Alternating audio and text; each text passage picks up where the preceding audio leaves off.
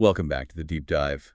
You, our listener, you're probably working flat out right. Information flying everywhere. Absolutely. Speed is the name of the game. And in all that chaos, the need for, well, clear, solid leadership, it's never been higher. But finding time to actually think deeply about leadership frameworks, that seems impossible sometimes. That's the real tension, isn't it? Everyone's looking for a quick fix, a shortcut. But shortcuts don't really work long term. What we actually need are anchors. Anchors, I like that. Yeah, simple, profound truths that you can hold on to when everything else is shifting. Because look, if a leader has to pause and do some kind of complex moral calculation every single time they make a decision, well, they're going to fail. It has to be almost instinctive. Okay, so that's exactly what we're doing in this deep dive. We've gone through material, analyzing the leadership of Prophet Muhammad, peace be upon him, and really focused on those non-negotiable character traits, the ones that really defined his approach. Right, how he built communities, managed conflict, led people. And our goal isn't just to give you a list. We want to condense these into something practical, a kind of quick reference framework you can actually use today. And the source material is super clear on this point. These aren't shortcuts. They really are anchors. They give you that weight, that stability leadership demands. We're basically taking a framework that worked incredibly well in 7th century Arabia. A complex time, for sure. So absolutely. And translating its core ideas into, let's say, a navigation tool for now, for the 21st century. Makes sense. So we've got 3 main questions guiding us today, questions for you listening. First, what were those 5 core, absolutely essential traits, the bedrock of this leadership model? Second, how do they actually fit together? How do they form a kind of practical compass for making decisions? A how-to. Exactly. And third, how can you, as a modern leader, whether you're running a team, a company, maybe even just leading your family, how can you apply this trait map day to day? Let's jump right in. Okay, the first big idea, the starting point in all the sources we looked at, is that leadership. It's fundamentally about traits, character. It's not just about the title on your door. Right. A title gives you authority, maybe, for a while. But character, consistent character traits, that's what builds lasting influence, sustainable influence. Without that core character, whatever you build, it's just going to crumble under pressure eventually. It's like the foundations of a building. Exactly. We're talking about leadership as a kind of moral architecture. Yeah. Look at the prophet's early success, peace be upon him. It wasn't built on, say, military power or inherited status initially. It was built on the trust he'd already earned through years of consistent character. Before the mission even began, really. Precisely. So our sources pinpoint 5 essential traits. 5 pillars, if you like, that define this success. And we really need to look at the Arabic terms, because the English translation, well, it often doesn't capture the full depth. Okay, let's do that. Trait 1, the absolute foundation for how you communicate. Yeah. SIDQ, truthfulness. SIDQ. Yeah. And it's much more than just, not telling lies. The original meaning implies perfect alignment, a deep commitment that every single word you speak has to match reality. Precisely. Every word. It's a high bar. There's a moral weight to it. It covers your intention, your promises, your actions. So for a leader, this means cutting out all the exaggeration, the spin, the strategic ambiguity. Unbreakable omissions. All of that. SIDQ means committing to the whole truth, even when it's uncomfortable or difficult to deliver. Okay. The implications for, say, a company culture are huge there. If SIC is the baseline, then transparency isn't just some policy you write down. Yeah. It's just how things are. It becomes the default standard. Exactly. Think about ethical reporting today. Companies facing pressure on ESG or financial transparency or safety issues. Where does the compromise usually start? Often, it's by sacrificing sidhu, shading the truth just a little to manage expectations. Yeah. But if everyone knows the leader's communication is utterly reliable, just fundamentally true, then every strategy, every plan built on that communication has inherent integrity. Sidhu means you don't waste precious time and energy trying to figure out, is this real or is this spin? That reliability is key. Okay, so a SID is about reliable input, the truth coming in and going out. Trait 2 sounds like it's about reliable output, the action, amana. Trustworthiness. Amana, yes. The idea of reliability in every responsibility you take on. And again, the depth here is important. It's not just about being honest with money, though that's part of it. It also means competence. Competence. How so? Well, you're entrusted with something, a task, a role, resources, partly because people believe you are capable of handling it properly, and that you have the moral strength, the resolve to actually follow through, precisely as expected. I like that the sources broaden amana beyond just financial honesty. It means holding the leadership position itself is an amana, a trust. That's the core of it. It demands total accountability for everything under your influence. It covers sort of three main areas: resources, handling money; assets, equipment responsibly; commitments, doing what you say you'll do; meeting deadlines, fulfilling promises; and, crucially, people. People of the trust. The highest form. Yeah. Protecting the rights, the well-being, the development of those in your care, your employees, your citizens, your family members. That's the ultimate amana. And any failure in amana in any of these areas, it immediately corrodes your authority because you've shown you can't be relied upon in action. Okay. Sidqa is external reliability. Amana is internal responsibility in action. Trait 3 sounds like it goes even deeper to the why. Ikhlas. Sincerity. Ikhlas, yes. This is about pure intention. It means operating with absolutely zero hidden agendas, no ulterior motives. It's when a leader acts purely for the genuine purpose of the goal itself. Without being swayed by. By seeking public praise or personal gain or, trying to manipulate things behind the scenes. Okay, but hang on.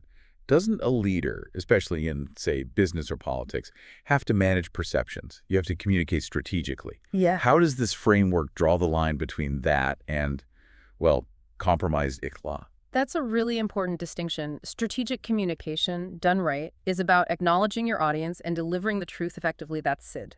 Compromised ikhlas happens when the motivation behind the action itself is driven by external factors. Like making a decision primarily because it will look good in the media or because it helps you get reelected or boosts your personal brand rather than because it's genuinely the right thing for the mission or for the people you serve. Ikhlas is like that internal moral compass. It keeps you anchored in genuine purpose. So if a company makes a huge charitable donation. Right. Is the real driving force behind it a genuine desire to help? Or is it mainly about the tax break and the good PR? Only ikhlas knows the true answer, deep down. It's the core defense against just performative leadership, doing things for show. That makes sense. Okay, moving on. What about when things inevitably go sideways? Crises happen. We need trait 4, Hilm, forbearance. Hilm. This is such a rich concept. It often gets translated simply as patience, but it's much more active than that. It means maintaining your composure, your dignity, but also applying wisdom, even when you're under severe provocation. Intense criticism, insults, extreme pressure. This is different from just passively enduring something, like Sabre. Very different. Hilm is active, strategic restraint. It's not just putting up with difficulty. It's consciously choosing a measured, wise response instead of an impulsive, emotional one. Choosing the response, not just reacting. Exactly. Hilm is strength, but it's controlled strength. It demonstrates inner resilience, the capacity to absorb conflict or personal attacks without immediately lashing out defensively or acting unjustly. Imagine a leader getting publicly criticized. Maybe their whole strategy is ridiculed. Yeah, happens all the time. Right. A lack of Hilm means an instant, emotional, defensive reaction, which usually just escalates the conflict, makes things worse, and pulls focus from the real goal. Hilm allows the leader to stay strategic, absorb the hit, and keep their eyes on the long-term just outcome. Absolutely crucial for tough negotiations, managing public image crises, that sort of thing. Okay. And finally, trait 5, the one that seems to energize all the others. Shana, courage.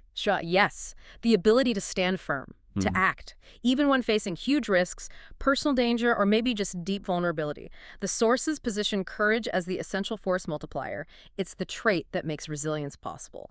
Well, think about it. You could have perfect knowledge of the truth, perfect sig, but if you lack shaja, you'll stay silent when speaking that truth is unpopular or risky. You won't speak truth to power. Exactly.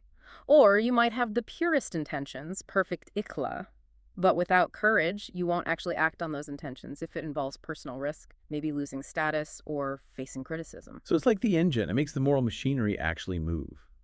Without courage, truth stays quiet, trustworthiness becomes conditional, sincerity remains just a nice thought, and forbearance maybe just looks like weakness. You nailed it. It's the absolute non-negotiable. A leader might perhaps recover from a temporary lapse in Hilm, or maybe even amana if they fix it quickly, but a fundamental lack of shaja, that paralyzes everything. It stops moral action in its tracks. So these 5 traits, sig, amana, ikhla, hilm, shaja, they aren't like optional extras you pick and choose from. They form a single, interconnected standard. You can't really separate them. No, you can't say, I'll be truthful but not courageous, or I'll be trustworthy but my intentions are questionable. It's the integrated nature of these 5 that gives us the next piece, the ability to visualize them structurally. Right. This is where the source material gets really practical. It uses this great metaphor. Picturing these 5 traits as a physical compass, which I love because a compass isn't a map telling you every single step. It's a tool that just constantly tells you if you're still pointed in the right direction. It's a fantastic visualization, especially today. Leaders get bombarded with signals pulling them in all different directions. Shareholder demands, employee needs, regulations, public opinion. It's noise. Constant noise. Yeah.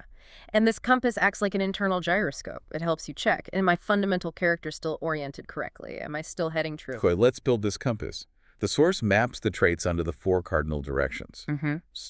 Starting logically with north. North is truthfulness. Sid Q. Makes sense. The North Star, right. The fixed point you navigate by. Siddiq, truthfulness, acts as that absolute standard. It sets your direction towards reality, objective reality. So before you even plan anything. Before anything else, you have to acknowledge the facts on the ground. The real economic situation, the actual market data, the true state of your team's morale or capabilities.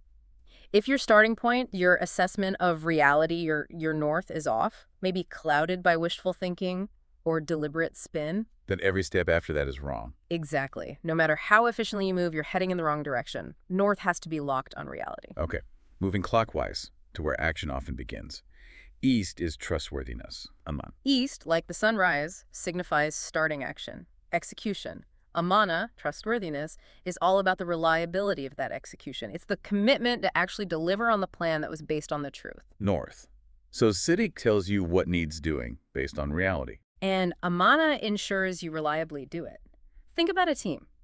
If East is weak, if Amana isn't there, what happens? Promises get broken, deadlines slip, projects derail, the whole system slows down because people can't rely on each other to follow through. Trust evaporates. Right. Okay, down to the foundation. South is sincerity, Ikhla. South often represents conceptually that deep anchor point, the internal foundation. Ikhla, sincerity, provides that pure motivation that keeps the whole thing grounded and stable. How does that work in practice? Well, imagine a strategy that perfectly aligns with the facts, Sigli North, and is executed flawlessly, Amana East. But if the underlying reason for doing it, the intention, Ikhla South, is actually rooted in, say, damaging a competitor or just naked self-promotion. The whole thing feels wrong, unstable. Exactly. It lacks ethical ballast. It might work short-term, but it won't endure. Sincerity provides that deep ethical stability needed for the long haul. It keeps the why pure. Makes sense. And circling around to where we often face the pushback, West is forbearance. West, like the sunset, often represents facing challenges, reflecting, resolving issues that came up during the day's effort. Hilm, forbearance, is that essential, measured restraint you need to navigate the conflicts, the setbacks, the provocations that inevitably arise. It's how you handle the friction. Precisely. It's the patience, but the active, strategic patience that ensure you can reach just and effective outcomes, even when things get heated. When you face resistance to your plan or criticism or unexpected problems, Hilm stops you from just reacting defensively, maybe throwing the plan out too soon. It keeps the compass needle steady under pressure instead of spinning wildly. Okay, so we have the 4 points. North reality, East reliable action, South preemie motivation. Yeah. West measured resilience. But you said there were 5 traits. The whole thing is held together by the 5th one. That's courage, Shaja, and its position is critical. It's right in the center, dead center. Really center. Because courage is the balancing force. It's the active commitment to stand right there in the middle and hold all 4 directions in tension at the same time. It provides the equilibrium. Can you give an example? Sure. Imagine a leader who has incredible forbearance, West. They can absorb anything.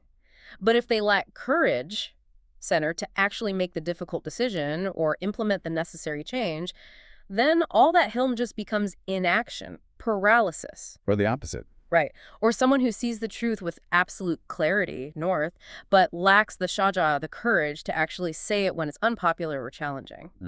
Well, that truth stays locked inside. Useless. Courage is what activates and balances the other four. This really highlights how interconnected they are. You mentioned the source warns that if you lose even 1 point on this compass, you lose your direction completely. That is the critical takeaway of this framework. It's not a menu, it's a holistic system, a system for moral navigation. You can't just decide, oh, I'll outsource courage today or I'll be selectively sincere. It doesn't work. So a failure in one area contaminates the others.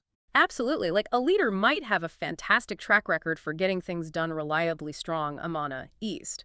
But then it comes out that their motives were corrupt, weak, ikhlo, south. Maybe they favored a supplier because of a personal kickback, not quality. The whole thing collapses. The whole moral foundation crumbles. The structure fails because that south anchor was compromised, no matter how efficient east was. So the framework demands constant conscious effort to maintain that balance, all held together by that central pillar of courage. It really forces self-awareness, a tool for checking yourself constantly. Okay, we have the map. Now let's look at how these traits actually work together, not just in theory, but in really high-stakes, real-world situations, moments that demanded instant ethical judgment. Exactly. Because these traits rarely operate in isolation. That's the key insight here. They work together, in synergy. Complex problems almost always require blending these qualities, and these historical examples really showcase that kind of mastery under intense pressure. Okay, let's dive into the first one, a classic case of conflict resolution. Mini case study 1, the Blackstone arbitration. The source highlights this as a blend of trust, amana, and wisdom. Right. We need the context here. This is around 608 CE in Mecca. The Kaaba, the central shrine, was being rebuilt after damage. When it got to the point of putting the sacred black stone back into its corner, a major argument broke out. Between the tribes, right? Yes, four major, powerful, very proud tribes. Each one wanted the exclusive honor of placing the stone. And it wasn't just talk, things escalated fast. They were literally on the brink of tribal warfare, which in that society would have been utterly catastrophic. They needed an arbiter, someone everyone would accept. And crucially, the choice wasn't based on his title at that point or power. It was purely his reputation. Purely. They came up with an agreement.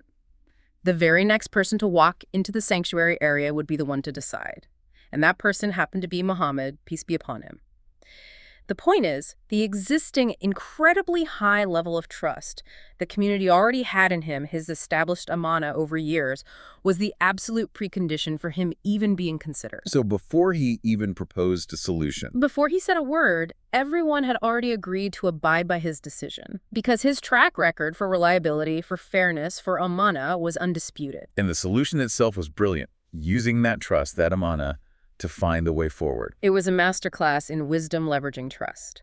Instead of picking one tribe which would have shamed and angered the others, he asked for a cloak. He placed the stone on the cloak himself.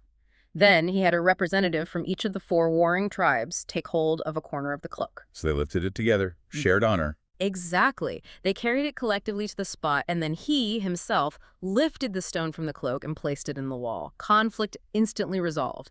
Dignity preserved for everyone. It shows that amana isn't just about, keeping promises. It's the moral capital you build up that allows you, as a leader, to make these bold, unifying, sometimes unconventional decisions precisely when society is fracturing. His integrity enabled the community's integrity. Powerful example. Mm-hmm. Okay, next case. This one required huge political foresight, maybe even more, emotional control. Mini case study 2, the Treaty of Hudaybiyah. This is shown as combining patience, hilm, and sincerity. Yes, this is 628 CE, a very different kind of pressure. The Prophet and his followers traveled towards Mecca intending to perform the minor pilgrimage, the Umrah. They were stopped outside the city at a place called Hudaybiyah. Negotiations followed, leading to a treaty with the pagan Meccans. And the terms seemed, well, terrible for the Muslims at the time. On the surface, deeply humiliating. They were forced to turn back that year, couldn't perform their pilgrimage. Even worse, a clause stipulated that if anyone fled Mecca to join the Muslims in Medina, they had to be returned to Mecca, basically back to their persecutors. Whereas if a Muslim deserted Medina for Mecca, they wouldn't be sent back. That sounds incredibly unfair. His followers must have been furious. They were outraged. Some of his closest, most loyal companions openly questioned the decision, arguing, demanding they fight instead of accepting these terms. The internal pressure was immense. The temptation to just reject the treaty and escalate was massive. And this is where a leader without that deep forbearance might just cave to follower pressure, Yeah, right? absolutely. A reactive leader, someone driven by pride or immediate appearances, would have likely yielded to that powerful emotional wave. But the prophet demonstrated profound hilm. He remained calm, composed, resolute, despite intense lobbying, visible anger, and deep disappointment among his own people. Why? What was the driving force behind that restraint? His ikhla, his sincerity. His core purpose wasn't about winning a battle that day or avoiding temporary humiliation. His unwavering focus, his pure intention, was on the long-term goal: securing peace, creating an environment where the message could spread, where the community could grow safely. He saw beyond the immediate sting of the terms. So the sincerity, ikhlo, was the long-term vision of peace, and the patience, hilm, was the tool that allowed him to endure the short-term pain to reach that vision. Perfectly put. The sources emphasize this connection, that incredibly difficult forbearance that Hilm was absolutely essential, and history proved him right. Within just 2 years, the peace established by that treaty, however unfavorable it seemed, initially allowed for unprecedented interaction, diplomacy, and a huge number of people embracing Islam peacefully. It ultimately paved the way for the peaceful return to Mecca later on. A strategic victory born from patience and sincere intention. Exactly. It shows that sometimes the most effective strategies require you to tolerate immediate frustration, maybe even perceived weakness, for the sake of a higher, purer goal rooted in ikhla. Hilm is the bridge that connects a principled, sincere objective to its eventual achievement, even through difficulty. Wow. Okay, one final case study, and this one sounds like the absolute toughest test of character. Mini case study 3, the event of Taif. This illustrates forbearance, hilm, combined with courage, shaja, at their peak. This is generally considered one of the lowest, most difficult points in the Prophet's mission, peace be upon him. It happened around 619 CE, a period called the Year of Sorrow after he lost his wife Khadijah and his uncle Abu Talib. Seeking support and perhaps refuge outside Mecca, he traveled to the nearby city of Taif. And instead of support, He received the exact opposite: rejection, mockery, and then extreme physical violence. The leaders set the street children and mobs upon him. They chased him out of the city, throwing stones at him until his feet were bleeding profusely. He was physically injured, utterly rejected, alone, in a state of, humanly speaking, complete despair. just unimaginable hardship. And then, according to the sources, he's offered a chance for immediate revenge. Yes. Yeah. While sheltering outside the city, the tradition recounts that the angel Gabriel came to him, accompanied by the angel in charge of the mountains. And the angel of the mountains offered to crush the city of Taif, to bring the mountains crashing down on the people who had just brutalized him. Wow. That's the ultimate test of hilm, isn't it? The ultimate test. Think about it. After that kind of suffering, that humiliation, that physical pain, any leader driven by ego, by vengeance, by a desire for retribution would have likely said, yes, do it. But he didn't. He didn't. This is where the hilm, that incredible capacity for forbearance, even under extreme duress, combines with sharja, the courage. The courage to resist that primal urge for immediate justice or revenge. The courage to hold on to a higher principle even in shattering circumstances. He chose forgiveness instead, or at least hope. He expressed hope. He prayed that perhaps from the descendants of those very people who attacked him, there would emerge future generations who would worship God alone. His forbearance wasn't passive weakness. It was powered by the courage to look beyond his own intense, immediate suffering towards a future possibility. He resisted the temptation of vengeance. That commitment to non-retaliation, even when apparently offered divine power to do so, it's profound. It fundamentally changed the potential outcome. It prevented the incident from becoming the seed of a bitter, generations-long blood feud. It turned a moment of absolute persecution into a defining moment of spiritual strength and strategic foresight. The character of the leader, his hilm, backed by his shaja, literally reshaped the historical path. These examples, they're not just interesting stories, they're like operational blueprints, showing how these traits have to be blended, how they support each other, especially when the pressure is at its absolute maximum. That's the real lesson. When the ground is shaking around you, it's these core character traits working together that keep a leader steady, anchored. Okay, so we have the traits, the compass framework, and these powerful historical examples. But the big question for you listening is, how does this ancient wisdom actually work now in our world? And that's the beauty of a framework built on fundamental human character. These traits are universal. They transcend time, technology, specific political systems. The core challenges of leadership, building trust, communicating reality, maintaining integrity, navigating conflict, finding courage, they don't really change. Our task now is just translating this compass into practical strategies for your world, for the modern learner. Let's get specific then. Start with a place most of our listeners probably operate, application in the workplace. How does this compass guide you there? Okay, think about today's workplace pressures. Constant change, rapid growth expectations, fierce competition. How does SIDQ truthfulness apply?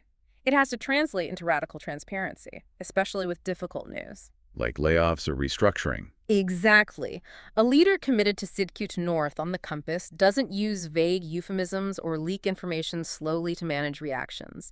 They communicate the unvarnished reasons, the actual impact directly and honestly, even when it's painful.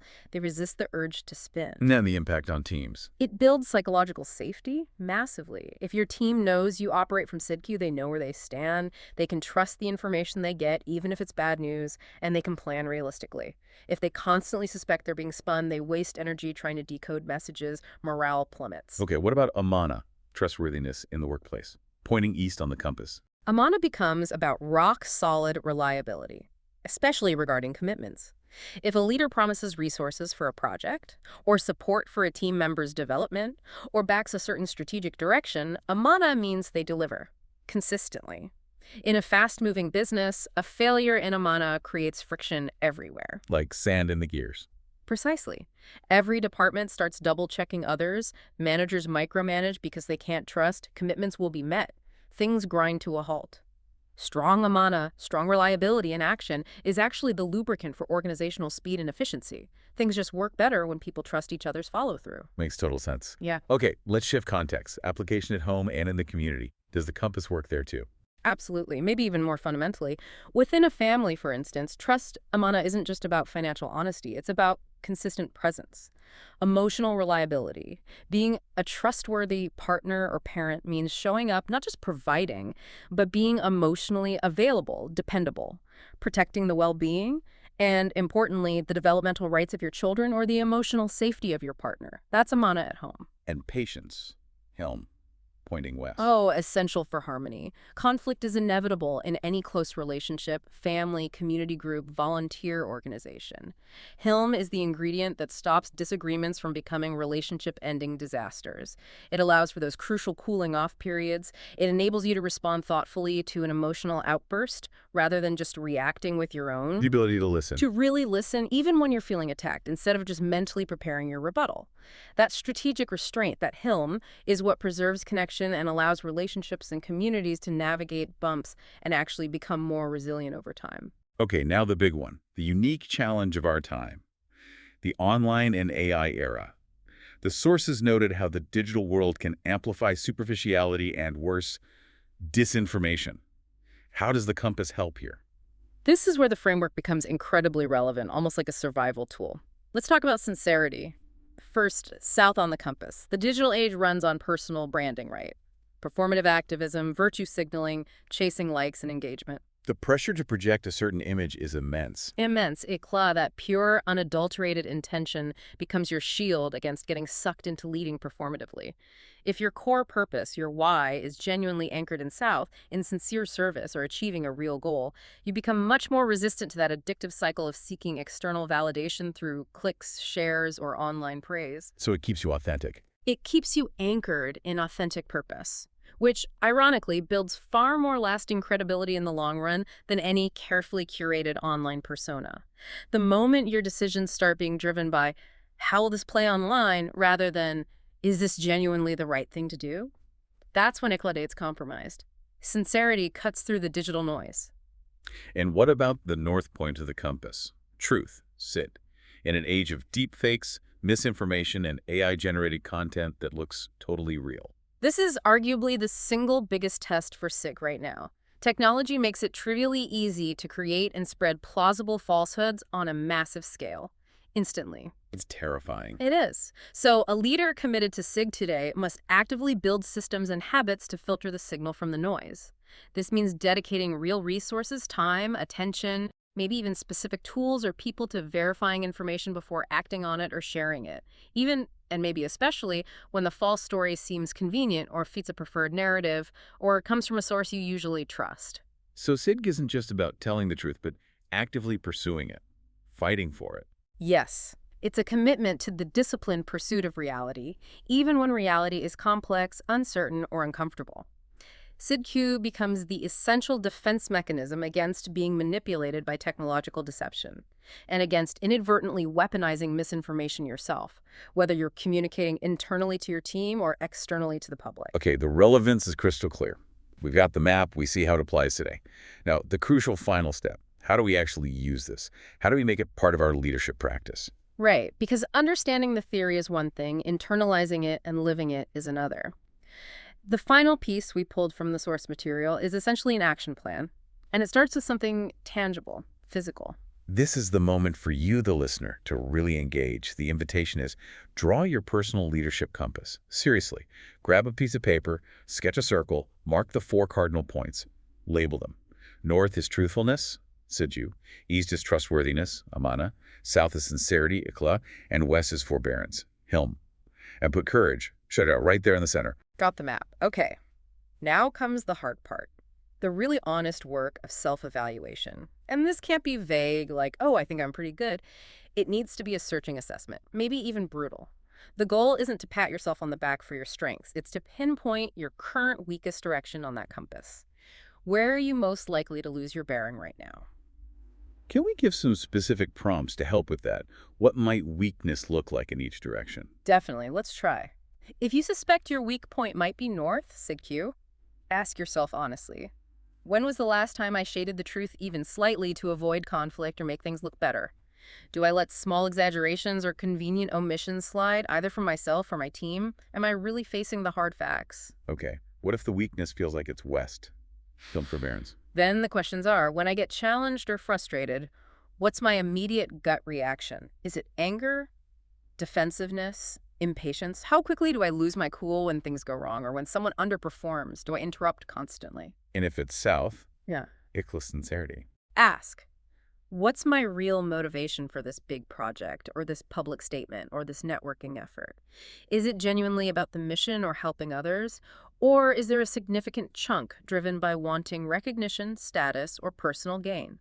Am I doing things for the right reasons? And finally, what if the weakness is right there in the center?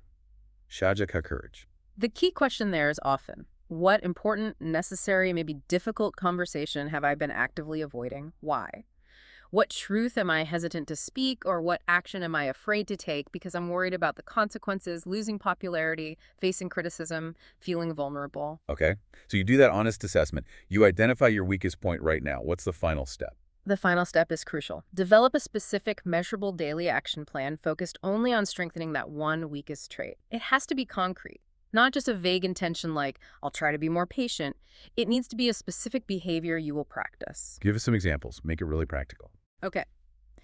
Let's say your self-assessment screams that your biggest weakness is Hilm, forbearance. You snap easily under pressure. Your action plan isn't be nicer. It might be. For this week, every time I receive an email that makes my blood pressure rise, I will not reply immediately. I will physically stand up, walk away for 5 minutes, come back, write down one constructive aspect of the situation, and then draft my reply, ensuring it contains zero accusatory or emotionally charged language before sending. That's very specific. What about if the weakness is shaja, courage, maybe avoiding necessary conflict or tough feedback? Then the plan could be, by the end of tomorrow, I will schedule that meeting I've been putting off with my team lead. In that meeting, within the first 10 minutes, I will clearly state the concern I have about Project X's deadline, using specific data points. Even though I anticipate pushback, I will practice my opening line beforehand. So it's about identifying the weak point and then designing a small daily exercise to strengthen that specific muscle. Exactly. That commitment to deliberate, daily, specific behavioral correction, that's what transforms an aspirational idea about a character trait into a reliable, fundamental anchor for your leadership. You are actively, consciously correcting your compass bearing every single day. Hashtag, tag, outro. So we've covered a lot of ground from the core concepts through historical examples right down to a personal action plan.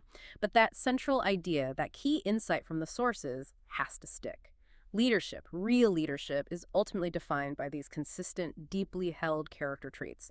It's not about the title, the skills alone, or the situation. And the framework derived from the prophetic example gives us a powerful universal model. Those 5 key traits: Sinku, truthfulness; Amana, trustworthiness; Iklet, sincerity; Hilm, forbearance; and the activator, Shajir, courage. Together, they form a reliable compass. It works anywhere, from the boardroom to your living room. And the practice is simple, though not easy. Use this compass daily. Check your direction. Am I pointing north towards reality? Am I acting east with reliability? Is my south anchor of sincerity pure? Am I navigating challenges west with forbearance? Am I centered in courage?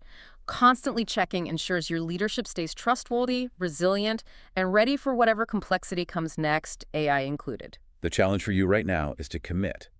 Identify your weakest direction on that compass you drew or that you're picturing in your mind. Knowing the map is one thing. Walking the path is everything. Exactly. And maybe here's a final thought, something to take away and chew on. Don't just keep this compass to yourself. Think about sharing this model, maybe simplified with your team at work, your business partners, perhaps even your family. As a shared language. Yes. Establish these 5 concepts, Sid, Amana, Ikhla, Hilm, Shaja, as a shared vocabulary for character and for holding each other accountable constructively. Imagine if everyone on your team understood that the collective goal is always to aim for north, truth, and stay anchored in the center, courage.